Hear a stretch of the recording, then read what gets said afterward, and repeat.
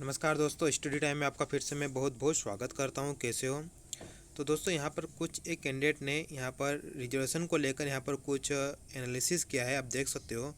Okay, तो यहाँ पर कुल पदों के द्वारा इन्होंने आरक्षण की स्थिति बताई है। अब मैं ये बात क्लियर कर देना चाहता हूँ, ये मैंने नहीं किया है, किसी कैंडिडेट के द्वारा किया गया है। ओके, तो यहाँ पर हम थोड़ा समझने की कोशिश करेंगे क्योंकि अभी भी ये बहुत बड़ा कन्फ्यूजन बना हुआ है। मैं यहाँ पर अंतिम चयन सूची की बात कर रहा हूँ। ओके, और यहाँ पर जब डीपीआई के अधिकारियों से पूछा गया तो उन्होंने कहा कि हमने अभी 13% को होल्ड कर दिया है, लेकिन अंतिम सूची की अगर आप बात करोगे तो अंतिम सूची में वो 27% के हिसाब से जारी हुई है। कुछ कुछ विषय है जहाँ पर 14% के हिसाब से पद मिले हैं। ओके, जैसे कि आप हिंदी की बात कर सकते हो तो हिंदी में भी 27% दिया है। ओके, उसके बाद अगर आप दोस्तों आप देखोगे तो अंग्रेजी में भी 27% दिया है, संस्कृत में 14% दिया है। ओके, और उर्दू में 27% दिया है। इस तरह का देखोगे आप गणित में, जीव विज्ञान में और भौतिक में, रसायन में और इतिहास में, रसायन में, बाकी इतिहास और राजनीति शास्त्र में 14% दिया है।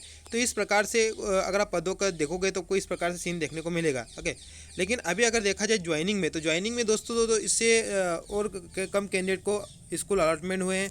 और वहाँ पर कल डीपीआई में जाकर बहुत सारे उम्मीदवारों ने जानकारी भी ली है। वहाँ पर गए थे, डीपीआई में अधिकारियों से बात हुई, मैंने उसका एक स्पेशल वीडियो डाला है। तो वहाँ पर कहा गया है कि अभी हम ये होल्ड कर रहे हैं। ओके, अगर आपको कुछ आपत्ति है तो आप हमें आवेदन दीजिए, आप भी आवेदन दीजिए, हम उस पर विचार करेंगे। बहुत ही दोस्तों बारीकी से विचार करेंगे।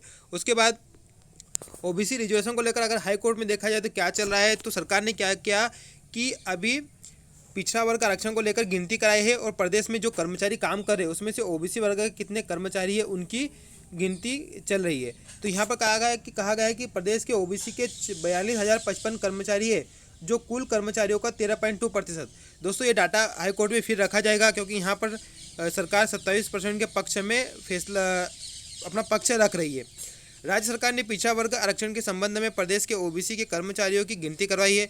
ओबीसी के कर्मचारियों की ये गिनती पहली बार कराई गई है। दरअसल राज्य सरकार ने ओबीसी आरक्षण के मामले में जिन याचिकाकर्ताओं पर हाईकोर्ट ने रोक लगाई है उन्हें छोड़कर बाकी सभी सरकारी नौकरियों में 2 सितंबर को 27% आरक्षण दिए जाने के आदेश जारी कर दिए।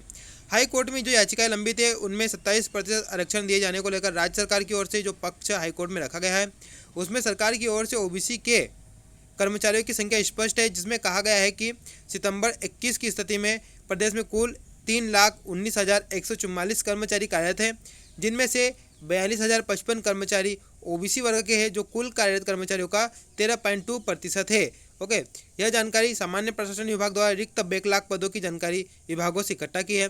प्रदेश में अभी तक SC/ST के मामलों में ही बैकलॉग पदों की जानकारी इकट्ठा की जाती थी। पहली बार हो रहा है दोस्तों ओबीसी वर्ग के कितने कर्मचारी कार्यरत है, यह पहली बार ओबीसी आरक्षण को लेकर कराई गई कर्मचारियों की गिनती सामने आई है। ओके, बता दें कि मध्य प्रदेश में केंद्रीय सूची के अनुसार ओबीसी के 66 जातियाँ आती है। तो ये चल रहा दोस्तों, ओबीसी को लेकर भी अभी सुनवाई होगी 25 अक्टूबर को। और उसके बाद भी अभी जो दोस्तों अगर आप देखोगे तो आपकी चयनित जो फाइनल सूची जारी की गई और स्कूल अलॉटमेंट जारी किए गए, उस पर अभी विवाद चल रहा है क्योंकि बहुत सारे कैंडिडेट के नाम नहीं आए।